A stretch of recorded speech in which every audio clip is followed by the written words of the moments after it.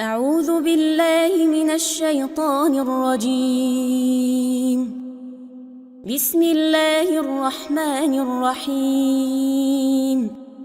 وتولى عنهم وقال يا أسفا على يوسف وابيضت عيناه من الحزن فهو كظيم. قالوا تالله تفتأ تذكر يوسف حتى تكون حرضا أو تكون من الهالكين. قال إنما أشكو بثي وحزني إلى الله وأعلم من الله ما لا تعلمون. يا بني اذهبوا فتحسسوا من يوسف وأخيه ولا تيأسوا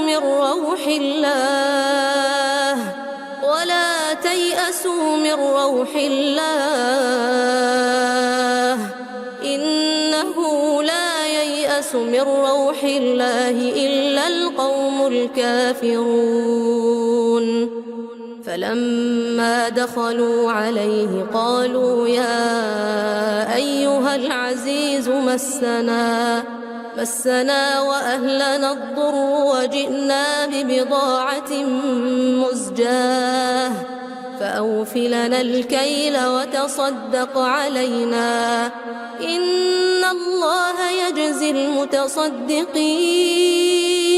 قال هل علمتم ما فعلتم بيوسف وأخيه إذ أنتم جاهلون؟ قالوا أئنك لأنت يوسف؟ قال أنا يوسف وهذا أخي قد من الله علينا إنه من يتق ويصبر فإن الله لا يضيع أجر المحسنين. قالوا تالله لقد آثرك الله علينا وإن كنا لخاطئين. قال لا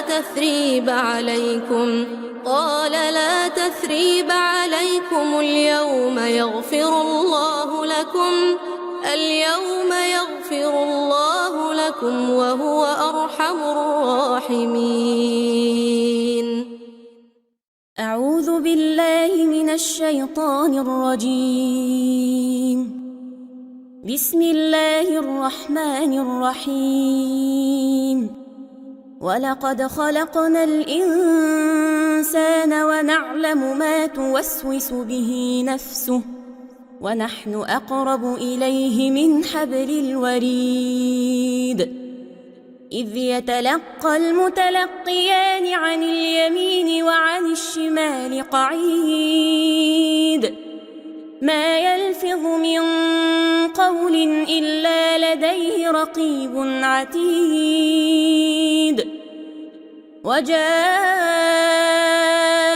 سكرة الموت بالحق ذلك ما كنت منه تحيد. ونفخ في الصور ذلك يوم الوعيد. وجاءت كل نفس معها سائق وشهيد. لقد كنت في غفلة من هذا فكشفنا عنك غطاءك فبصرك اليوم حديد. وقال قرينه هذا ما لدي عتيد. ألقيا في جهنم كل كفار عنيد مناع للخير معتد مريب.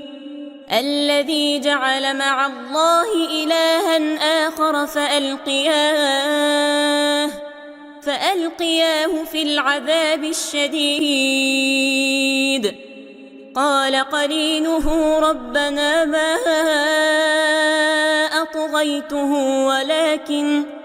ولكن كان في ضلال بعيد. قال لا تختصموا لدي وقد قدمت إليكم بالوعيد. ما يبدل القول لدي وما أنا بظلام للعبيد. يوم نقول لجهنم هل امتلأت وتقول هل من مزيد. وأزلفت الجنة للمتقين غير بعيد. هذا ما توعدون لكل أواب حفيظ. من خشي الرحمن بالغيب وجاء بقلب منيب.